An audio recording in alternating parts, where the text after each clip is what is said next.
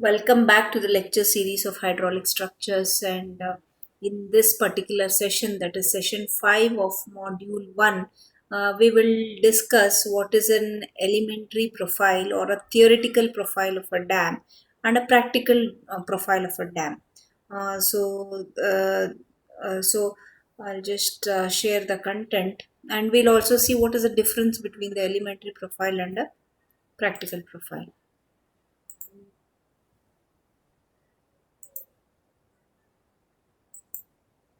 Yeah. So, elementary profile and practical profile of a gravity dam. So, what is this elementary profile? It is also called as a theoretical profile. So, we know that the water pressure distribution is triangular in nature. So, it will be like I'll just take the pen. So, you know that the hydrostatic pressure distribution is like this, triangular. It will be zero at the top if this is the water level. This is 0 at the top and it is maximum at the base, which will be equal to the intensity of pressure here is 0. So at the bottom it is gamma into h. So in order to resist this water pressure, theoretically you need a dam like this of triangular cross section with 0 width at the top and a base width of some b at the bottom. So this profile is called as an elementary profile or a theoretical profile. So the elementary profile of a dam subjected only to external water pressure on the upstream side. It is only to external water pressure on the upstream side will be a right angle triangle having 0 width at the water level and a base W at the bottom, that is at the point where the maximum hydrostatic pressure acts. That is what I've shown here.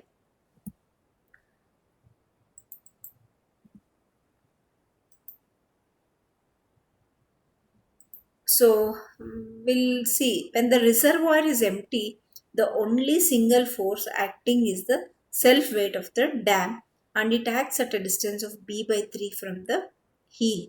So in this elementary profile, because it is only triangle, you see where the resultant acts at a distance of b by 3. So elementary profile is like this, triangle. So the resultant will be at a distance of, if B is the base width, it will be at a distance because the CG lies at a distance of B by 3 from this right angle. That is, this is the heel H and this is the toe T. From the toe it will be 2/3. So this is a ideal condition. This is ideal condition. So we know that the base width, the resultant should pass through the middle third for no tension. So here it is exactly at the junction where the middle third starts. Okay, this is the maximum possible innermost position. This is the maximum possible innermost position of the resultant for no tension to develop. Hence, such a line of action W is most ideal as it gives maximum possible stabilizing moment about the toe without causing tension at the toe when the reservoir is empty. This is when the reservoir is empty. This is what happens. That is the weight of the dam will be at a distance of b by 3. For then there will be no tension in the toe, no tension in the toe. You can see here, you can see in this diagram. So this is the heel and this is the toe. This is a self weight. This is acting at a distance of b by 3. This is the pressure distribution. Because of the pressure distribution is triangle, we have the elementary profile also as a triangle, and this is the uplift force, and here the intensity is gamma W into H, and here the uplift force will be, this is uplift force will be acting at a distance of again 1/3 from this point. Okay, so this is the elementary profile, which will be in triangle shape. But practically, what happens is certain changes have to be made to this elementary profile. Why these changes have to be made? We can't have a dam with a triangular section. You need some top width for road construction over the top of the dam. So some width has to be provided at the top and provide a freeboard so that water will not spill over the top of the dam. So it will be like this.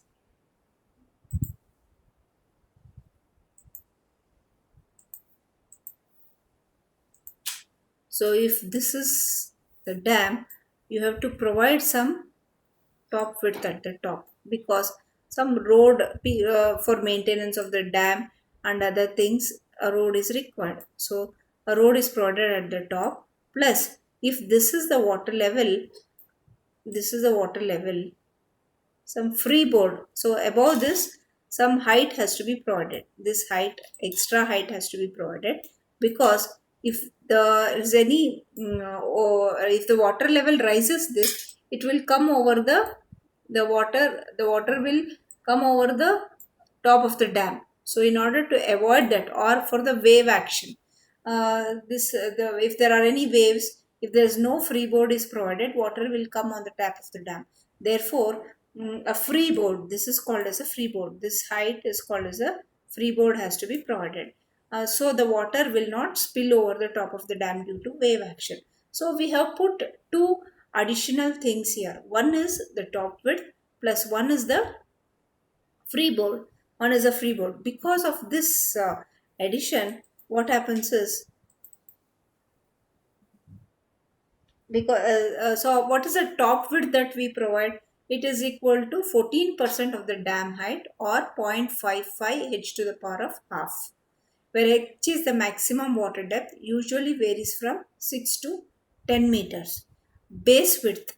It is considered in such a way that the dam shall be safe against overturning, sliding, and no tension in the dam. So we have already determined a condition that when the resultant passes through the middle third of the base, there will not be any tension in the dam.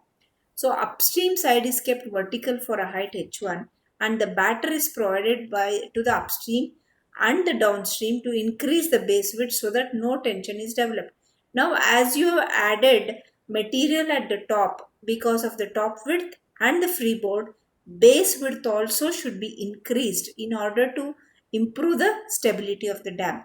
So that if you improve the base width, the resultant force shall be located within the inner middle third when the reservoir is empty, and outer middle third when the reservoir is full. This I have already shown it to you when we discussed about the this thing, principal stresses, okay, in the particular session. So again, we'll just recall why this practical profile is required. So this is actually the practical profile of the dam. So where the top width is provided, freeboard is provided, and additional extra concrete is added on the upstream side here. Extra concrete. Why this extra concrete is added is because we are adding two materials here. So one is the top width plus the freeboard. This extra material you are adding this side. So you have to add extra material this side. So the resultant will pass through the middle third and there won't be any tension in the dam. So what are the changes to be made for practical needs? Providing a straight top width for road construction over the top. This is the first thing. Providing a freeboard over the water surface so that the water will not spill due to wave action. And addition of the above two provisions will shift the resultant towards the heel. So otherwise, if it is a triangular section, what happens? If it is a triangular section, we know that the resultant will pass within the middle third. Resultant will pass within the middle. We know that the resultant will pass here. So if because of this it will get shifted. It will get shifted towards the heel because of addition of this material towards the heel. When the reservoir is empty, the resultant which earlier passed through the middle third may shift towards the heel. It may create tension at the toe. This may create a tension at the toe, and if there are tension, concrete is weak in tension, cracks will be developed in the toe. In order to avoid this, some masonry or concrete is added on the upstream side. So this material is added so that again the resultant will get shifted back to this middle third so that no tension is developed. So this is the practical profile. This is a practical. It's a small topic. Uh, so we'll also see the difference, the major difference between the elementary or the theoretical profile, elementary profile, or it is also called as a theoretical profile, and practical profile. In the theoretical profile, provision of freeboard is not provided. There is no provision of freeboard. Whereas here we provide a freeboard here, FB. Okay. Then road way at the top is not possible, and here the roadway at the top is possible. We are adding roadway here, and for the reservoir empty condition, it will provide maximum possible stability. For reservoir empty, tension is developed at the top, and hence some masonry is provided on the upstream side. These are the two basic differences between the theoretical profile and the practical profile. So with this, we'll end this small session, and in the next session, we'll take up a numerical problem.